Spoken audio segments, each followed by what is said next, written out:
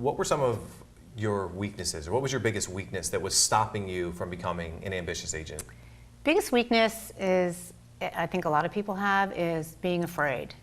I was talking to an agent the other day and Bill says, oh yeah, she's afraid of her own shadow. Well, I remember that. That's no joke. You're afraid. I remember I was afraid that I was too young. I was afraid that I didn't have a nice enough car. I was afraid that I didn't know enough. And it just piles up and it paralyzes you. And as the years went on and I learned and I grew and Bill's talking about reading books, we read books, we talk to each other, we do business, and we have to lose that fear.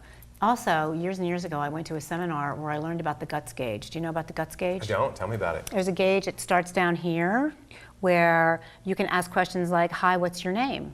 And as you go up the guts gauge, you can ask questions like, what would it do to you, Greg, if you couldn't sell your house? It would take a lot of guts for me to ask you that as a seller, right? Yeah.